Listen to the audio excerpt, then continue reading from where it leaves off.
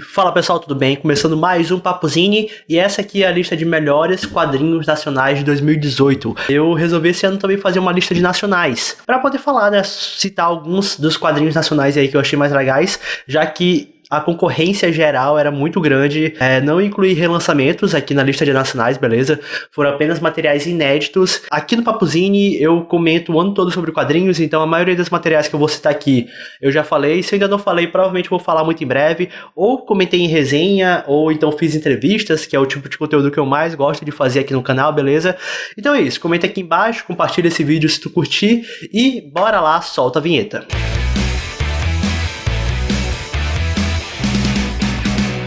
Em 15º lugar, essa posição foi bem difícil, na verdade. Tinham vários quadrinhos ali que eu achei que era um mesmo nível, mais ou menos, e que eu gostei muito parecido, assim, mas eu escolhi um quadrinho desse cara que já fez um monte de trabalho interessante e agora fez mais um quadrinho legal lançado em dezembro, que é Os Últimos Dias do Xerife, do Thiago Ossos Tortos. Thiago Ossos Tortos, um autor aí que trabalha muito bem com humor, tem um traço até meio cartunesco, e dessa vez ele vai para um drama, que é uma história autobiográfica que conta sobre os últimos dias dele com o seu pai. Fala bastante, na verdade, sobre a relação dele com o seu pai, ali, momentos que eles viveram, como é que era a relação dele, eles não eram tão próximos assim.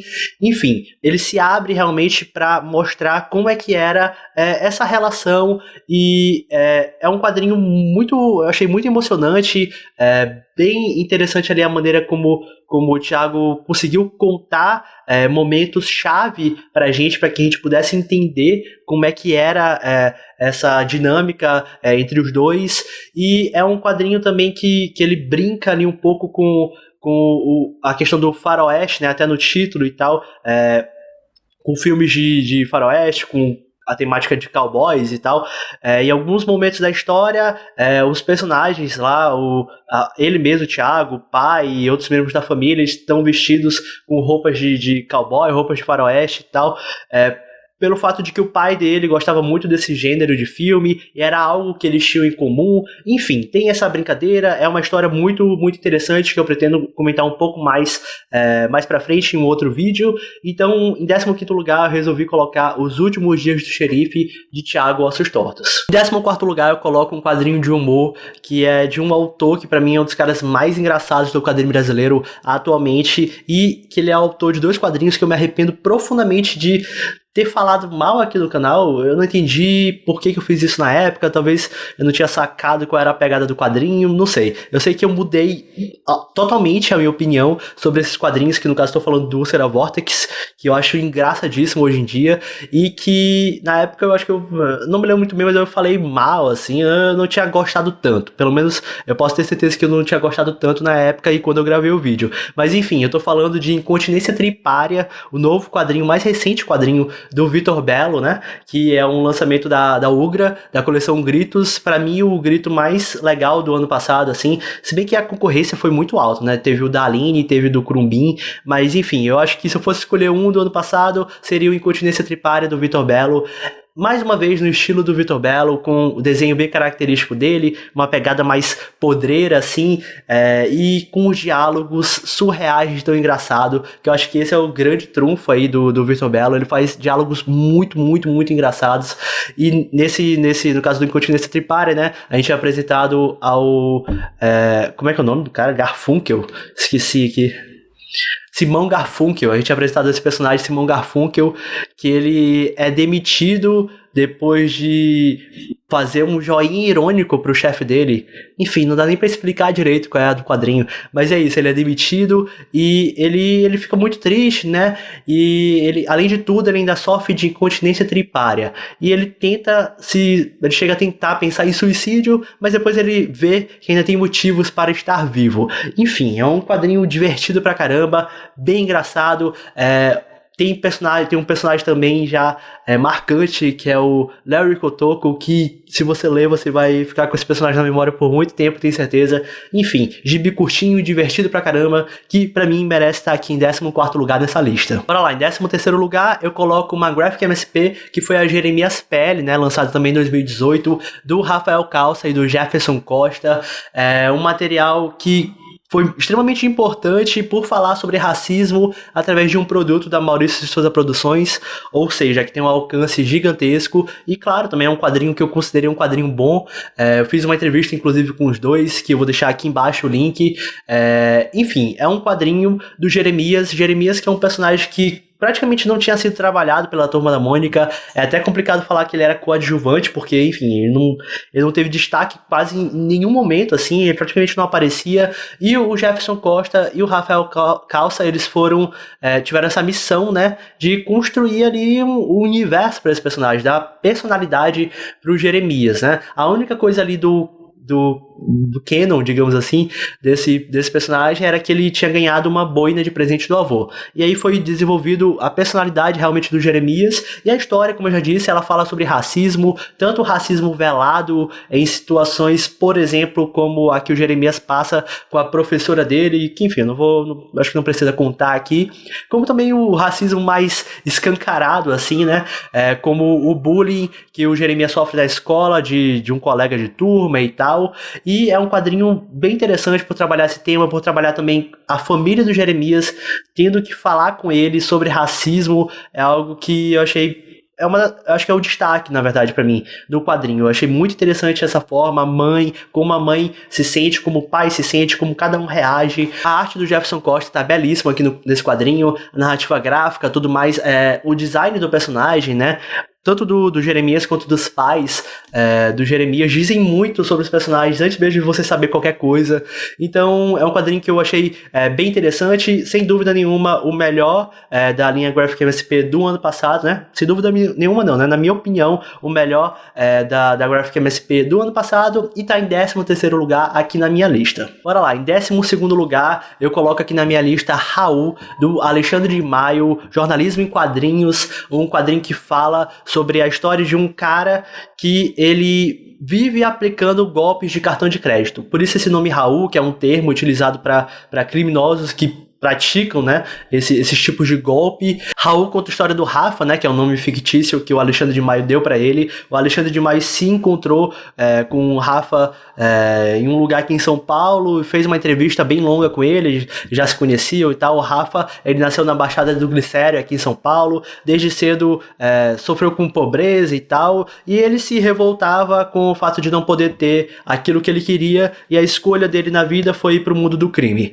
E aí o quadrinho vai mostrando a jornada desse personagem, né, dessa figura, mostrando coisas que ele passou na infância, as escolhas que ele fez. É um quadrinho que dialoga muito também com rap, fala muito sobre isso, porque o Rafa chegou a ter uma carreira no rap, e é um quadrinho que eu achei muito interessante. Como o Alexandre de Maio transformou essa entrevista em uma história que conseguiu me prender muito bem. Eu curto também o traço do Alexandre de Maio, a maneira como ele construiu a narrativa, as composições de página. É um quadrinho que eu curti bastante, foi lançado ali mais ou menos no começo do ano, assim, que eu achei bem interessante, que trabalha sobre vários temas.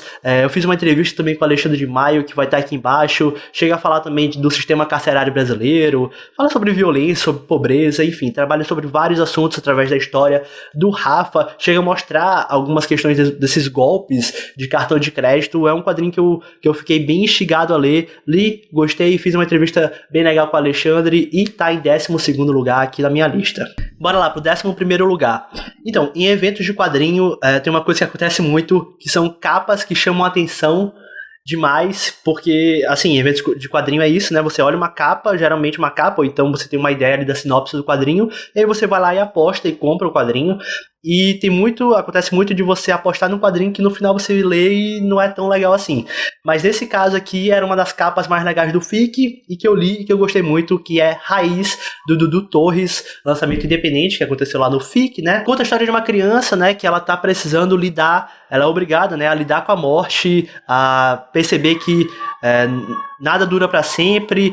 Enfim, é um quadrinho que fala sobre a história dessa criança com a sua família e trabalha vários assuntos além da morte. Fala sobre violência doméstica, alcoolismo, tem um traço belíssimo do Dudu Torres. Eu achei um quadrinho bem emocionante, algumas escolhas ali na história, algumas escolhas narrativas, e algumas escolhas também da maneira como por exemplo, ele mostra pra gente os sentimentos desse garoto, como ele personifica os sentimentos desse garoto, digamos assim. Também é legal ver como a lembrança dessa pessoa querida, dessa perda, né, é manifestada na história, como que surge pra gente, pro leitor.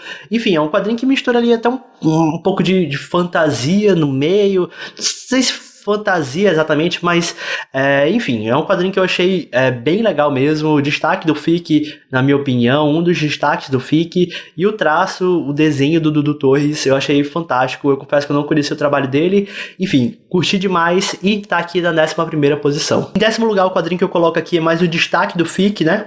Tô falando de Cidade de Sangue, do Márcio Júnior e do Júlio Shimamoto, além dos quadrinhos da Júlio Shimamoto. É um quadrinho que traz uma história policial bem sombria, bem sangrenta. O quadrinho tem uma história de bastidor muito interessante, né? Que o Márcio Júnior entrou em contato com o Júlio Shimamoto. Eles fizeram essa história aí com o Márcio Júnior dando o máximo de liberdade para o Júlio Shimamoto criar a partir dos roteiros dele. E uma coisa interessante de falar também é a técnica usada pelo Júlio Shimamoto, que continua se reinventando, né?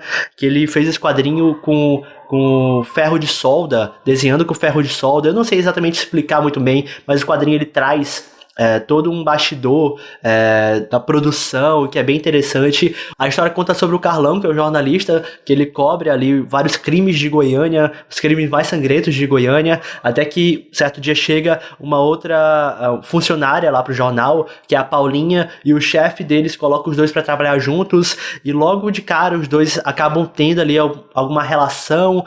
O Carlão começa a perceber que a maneira com que a Paulinha se relaciona com esses crimes também é um pouco estranha, é um pouco demais. Parece que ela sente prazer com aquilo tudo, né? E, enfim, a relação deles vai se desenvolvendo, ao mesmo tempo que cada um tem as suas questões pessoais também. O Carlão, por exemplo, não tá num relacionamento muito bom com a esposa. Enfim, é um quadrinho que vai se desenvolvendo e tem um final que eu achei bem, bem marcante, bem contundente. Não vale a pena eu entrar em tantos detalhes aqui pra vocês, só que o quadrinho tem um visual ali já bem sombrio, que eu achei que combinou muito ali com a pegada da história. É um quadrinho que eu curti bastante e que tá em 10º lugar aqui na minha lista. Em 9º lugar, Wagner William, que parece que todo ano ele faz um quadrinho que entra aí nos meus melhores, porque o cara é um dos melhores quadrinistas brasileiros e tá difícil não citar ele por aqui. Em 9º lugar, eu coloco o Martírio de Joana Darkside, né? Lançamento da própria editora do Wagner, a Texuga Editora, nesse novo projeto aí que ele tá fazendo, que ele pretende continuar fazendo, né, de adaptações de filmes marcantes, né, e começando com essa história da Joana Darkside, que é uma adaptação que ele fez do filme A Paixão de Joana Dark, né, de 28. O Wagner, ele fez um trabalho muito bom aqui, que ele pegou esse filme, ele pegou já o visual dos personagens e tudo, digamos, já pronto, só que ele transformou para a linguagem dos quadrinhos, né, montando ali as composições de página muito bem, claro, desenhando, né, esses personagens muito bem também, montando ali, às vezes criando diálogos, porque o filme, por ser mudo, ele em determinados momentos não tem exatamente o que os personagens estão falando, não tem exatamente o contexto daquilo que está sendo dito. Eu achei que o quadrinho ficou muito bom e, como dito na entrevista que ele deu para mim, né, ele adaptou, só que pensando mais em subverter a obra original. Então o quadrinho chega aí por um outro lado em determinado momento, além do fato de que o Wagner mesclou a vida real e coisas que a Reni Falconetti teria vivido durante a produção desse filme com a história da Joana Dark. Enfim, é uma experiência bem legal de leitura, um quadrinho que eu curti muito também, lançado na CCXP e tá em 9º lugar aqui na minha lista. Bora lá, em 8º lugar eu vou colocar aqui 3 quadrinhos. Eu vou roubar um pouco, mas vocês vão entender por quê. No caso, são 3 zines, os 3 últimos zines lançados pelo Paulo Curumbin, que eu não decorei o nome, então bora lá. Kathleen, Firehose e Shandefroid. Esses 3, eu acho que provavelmente pronunciei errado o último. Esses 3 zines lançados pelo Paulo Curumbin. No caso, ele lançou na Desgráfica e, se não me engano, 2 na CCXP, né? O Curumbin, ele já tá nessa de fazer zines com histórias mais, claro, mais curtas, mais imediatas, que dialogam com coisas que estão acontecendo no momento, e ele não poderia estar fazendo isso melhor. Realmente, os zines todos, eu acho que eu gostei de todos até agora, só que esses 3 últimos em especial são muito bons mesmo, porque eles falam sobre todo o contexto político vivido aqui no Brasil, né, no ano de 2018, e a forma como o Kurumbin conta tudo isso pra gente é fantástica. Eu acho que não vale tanto entrar em detalhes, e é até meio chato não falar tanto assim, só que eu ainda pretendo fazer um vídeo com o Kurumbin, que ele mesmo conte sobre essa produção, é algo que a gente já conversou há um tempo de fazer, mas enfim, as composições de página, toda as brincadeiras ali, o que cada coisa significa no quadrinho, são zines fantásticos, 3 zines aí que eu acho que já esgotou, eu ia falar que pra você procurar na sua coleção, mas enfim, enche o saco pro Kurumbin, quem sabe compilar isso e publicar de outra forma, porque eu tenho quase certeza que todos já estão esgotados, mas enfim, zines que são bem maiores que muitos quadrinhos que são lançados. Zines curtos, historinhas curtas, e esses 3 últimos em especial são fantásticos. Então, bora lá, em 8º lugar estão esses 3 zines do Kurumbin. Bora lá, em 7º lugar, mais humor aqui na lista do Papo Zine, dos 15 melhores nacionais. Dessa vez um cara que em 2017 já estava acompanhando muito dos quadrinhos dele, das tiras dele, e que é uma das tiras que eu mais compartilhava assim com as pessoas, né, que eu tinha vontade de mandar pros amigos, tal, pra minha namorada, e que em 2018 ele só cresceu, e ele foi um dos grandes sucessos aí da CCXP, da parte da Arts Alley, tava sempre lotado lá a mesa dele. Tô falando do Paulo Moreira e do seu compilado Mar Menino, que foi lançado também no finalzinho do ano passado. O Paulo Moreira é o quadrinista, o autor de tirinhas, das tirinhas que mais me fazem rir na internet atualmente, assim, disparado, eu diria que realmente disparado, porque o cara tem um jeito particular de fazer quadrinhos. Tem vários motivos aí, tem várias características. A maneira como os personagens falam, o regionalismo, ele é de João Pessoa, então tem todo o uso de gírias lá, coisas que eu me identifico muito, porque, enfim, eu sou de São Luís, tem muita coisa parecida, o jeito de falar, o pô no final da frase ou no começo, enfim. Tem muitas coisas bem parecidas que eu acho muito engraçado e que de cara eu já me identifico. E além da maneira como os personagens falam, que eu acho que é o mais marcante das tiras do Paulo Moreira, ele trabalha muito bem, eu não sei nem dizer se é o timing do humor das tirinhas, só que eu percebo que tem algo de diferente nos quadrinhos dele. Muitos das minhas tiras preferidas dele, às vezes os momentos mais engraçados não tem diálogo, é muito do silêncio, de como que ele conta, a estrutura que ele faz, às vezes a expressão mesmo dos personagens é o grande lance da tirinha. E, cara, eu acho muito engraçado. Eu não tô tentando aqui explicar por que eu acho engraçado, mas, enfim, acho que quem acompanha tá entendendo mais ou menos o que eu tô querendo falar. As tirinhas do Paulo Moreira são muito boas e eu coloco em 8º lugar, ou em 7º? Em 7º lugar, né? Em 7º lugar, aqui na minha lista, esse compilado de tiras que trouxe alguns materiais que ele já tinha lançado, né? E algumas coisas inéditas também, que ele lançou lá na CCXP. Então, Mar Menino tá em 7º lugar aqui na minha lista. Em 6º lugar, eu vou colocar aqui um lançamento da Quadrinhos na CIA, né, sendo da Companhia das Letras, que é a Revolução dos Bichos, do Odi. Já fiz uma resenha aqui um pouco mais longa aqui no canal. Todos os quadrinhos que eu tô citando aqui, né, já tem vídeo, ou vai ter vídeo muito em breve, então tá tudo linkado aqui embaixo, beleza? No caso aqui é uma adaptação, né, da Revolução dos Bichos, uma obra icônica aí do George Orwell, que é considerado um romance satírico, né, uma crítica aos regimes totalitários, usando ali como uma metáfora animais de uma granja, né, conhecida como uma granja solar, que em determinado momento eles se revoltam com o dono da granja, o humano que os maltrata e tal, e acaba surgindo uma revolução. Eles são motivados pela fala de um dos porcos, que acaba falecendo, e depois outros 2 porcos tomam as rédeas, digamos assim, dessa revolução, né? O trabalho aqui do Odi foi muito bem feito, ele conseguiu, eu diria, intensificar várias questões que a obra original já traz, algumas surpresas, alguns momentos decisivos.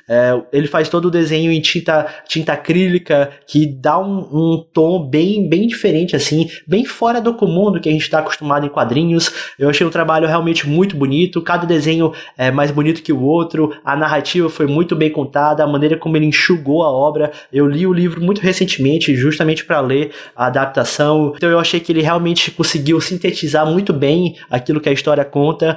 E, enfim, um baita quadrinho lançado também do ano, vai ser lançado em vários lugares aí do mundo. Teve um bate-papo recente aqui que eu tentei gravar pra vocês, mas não deu, porque o próprio autor pediu pra eu não gravar e tal. Mas enfim, é um material que eu curti muito e merece estar aqui em 6º lugar na minha lista de melhores do ano. Em 5º lugar, mais um quadrinho independente aqui na minha lista, de uma autora que eu iria dizer que eu aposto muito, mas que não é mais aposta, é uma realidade já, que eu tô falando de Me Leve Quando Sair, da Jessica Grocke, que foi lançado também em 2018 lá no FIC, né? Acho que foi no FIC, no lançamento do FIC, um quadrinho que fala sobre a relação da Jéssica com seu irmão. O quadrinho mostra ali uma viagem, né, que os dois fizeram para Paraty, apresenta ali um pouco da dinâmica da relação dos dois, mesclando com flashbacks, pra gente entender um pouco mais, né, justamente dessa dinâmica do relacionamento dos dois. Um quadrinho que me atraiu muito, principalmente pela capa, assim, que é muito bonita, mas principalmente pela estrutura narrativa que a Jéssica construiu, e o que impressiona por ser o primeiro quadrinho dela, e como ela já conseguiu estruturar essa narrativa de uma maneira muito boa, muito, muito bonita, e que conta muito bem a história, né? A narrativa dela não tem requadros, ela usa ali elementos da paisagem em alguns momentos, às vezes os próprios personagens, né, para servirem ali como requadros. É uma narrativa muito fluida. Eu não gosto de usar essa palavra porque às vezes ela é meio vazia, mas enfim, é uma narrativa que se sustenta muito bem, né? E que tem diálogos que eu achei muito verdadeiros. É uma história que realmente me prendeu, que entregou aquilo que eu esperava. O traço da Jéssica é muito bonito, que ela desenha com grafite. Eu achei que, pro primeiro trabalho dela, isso aqui é fantástico. E por um quadrinho, se eu não soubesse nada da Jéssica, também já seria um quadrinho muito bom. E por isso que eu coloco em 5º lugar aqui na minha posição. Pra mim, a Jéssica, ela é uma das meninas que estão fazendo trabalhos incríveis aí. E entre esses quadrinhos, pra mim, é o que mais se destaca. E eu acho que, vamos ver, né, o que vem mais pra frente aí. Ela com certeza é uma das autoras aí que é pra você ficar de olho. E se você ainda não leu, procure Me Leve Quando Sair, da Jessica Grocke, em 5º lugar aqui na minha lista. Em 4º lugar, por muito tempo tentei me convencer de que te amava, do Thiago Souto, lançado pela Balão Editorial. Esse material que eu achei muito bonito, um quadrinho que mexeu comigo mesmo, e que eu fiz uma entrevista com o Thiago também, ficou bem legal, vai estar aqui linkado para vocês. É um quadrinho que mostra um passeio do personagem, que é o próprio Thiago.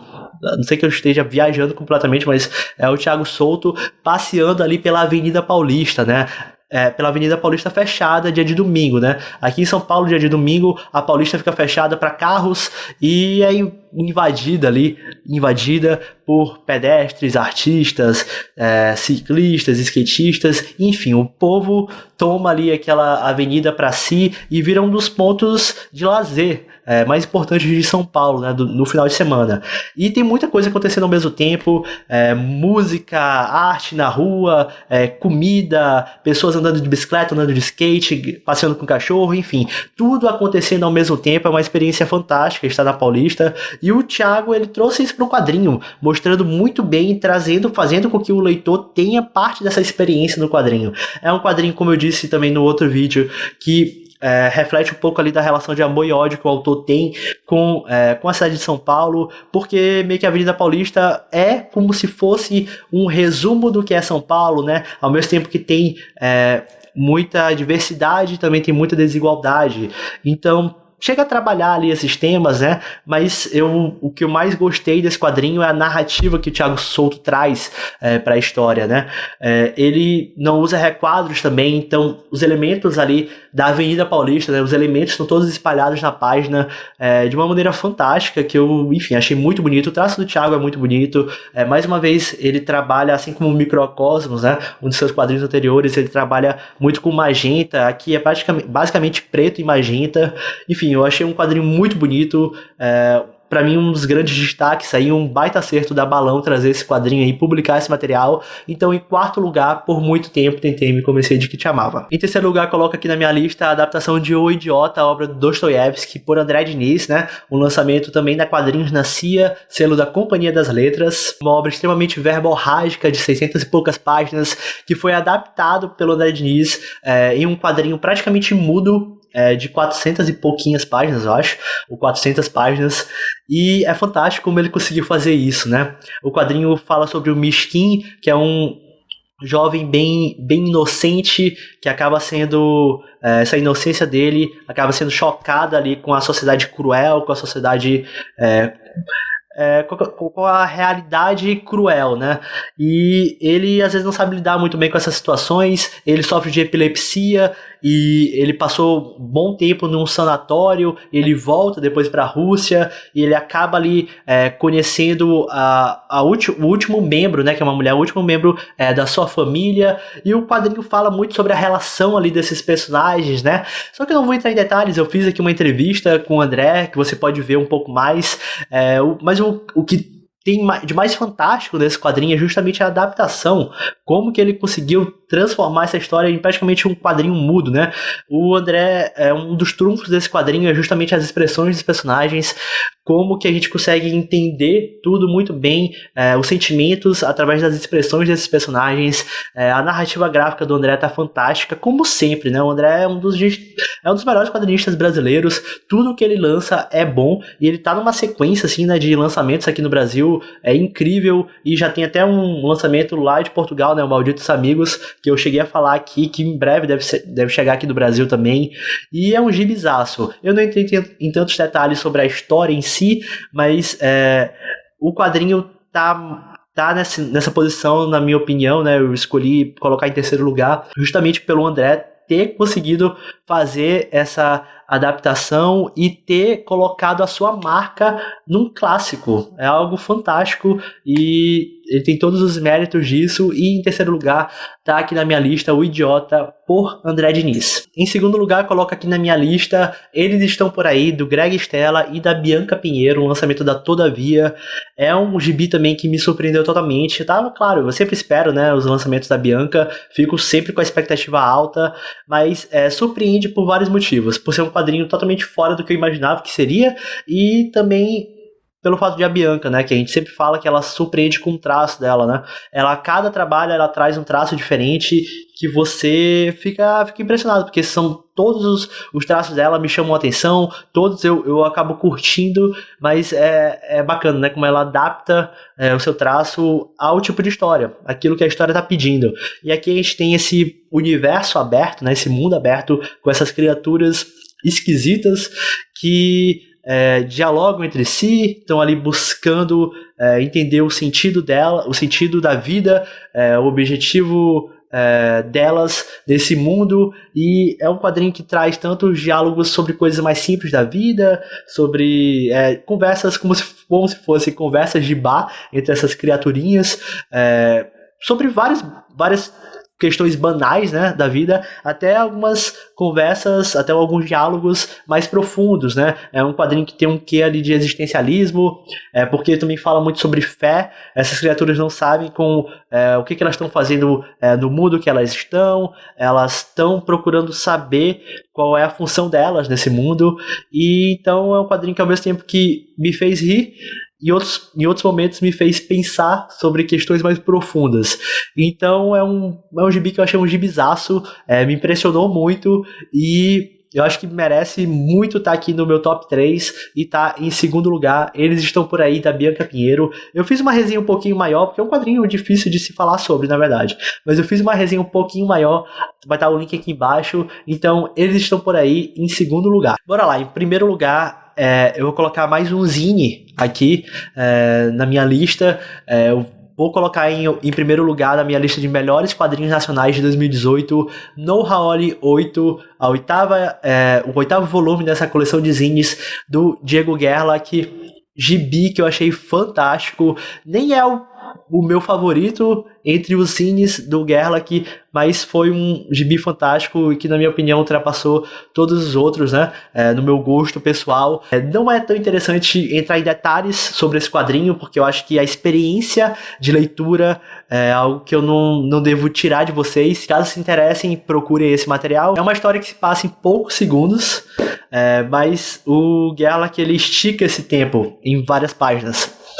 Não sei se foi a melhor maneira de resumir, mas enfim, tem um grupo de personagens, de pessoas andando na rua, e a gente vai descobrindo um pouco mais sobre cada uma dessas pessoas no decorrer da história. É dado meio que um zoom, e a gente descobre um pouco sobre outro personagem, volta sobre outro personagem, depois sobre outro personagem, e eu achei uma experiência narrativa fantástica, gibizaço.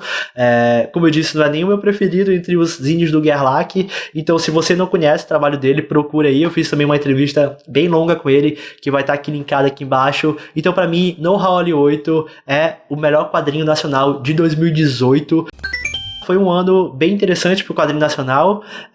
Não teve um lançamento que fosse aquele melhor gibi absoluto do ano, como foi o Angola Janga. Então eu tenho certeza que vocês vão discordar comigo aqui de vários quadrinhos que eu coloquei na lista, mas enfim, é assim que funciona. Coloca aqui embaixo o que você achou, qual que você ainda não leu, que você ficou a fim de conferir, você já conhecia algum dos quadrinhos que eu comentei aqui, fala aí o que você achou, beleza? Então pessoal, antes de encerrar, eu queria falar sobre a campanha de financiamento coletivo do Papuzine lá do Apoia-se, beleza? Eu conto com alguns apoiadores, cerca de 40 apoiadores, que ajudam o Papuzine a continuar existindo. Você pode ir lá também e contribuir com o valor que você puder. Você vai poder participar de sorteios, receber alguns conteúdos exclusivos, mas principalmente vai estar ajudando o Papuzine a continuar existindo. Eu dedico muito do meu tempo, né, a produzir o Papuzine, então assim, é muito importante que você apoie.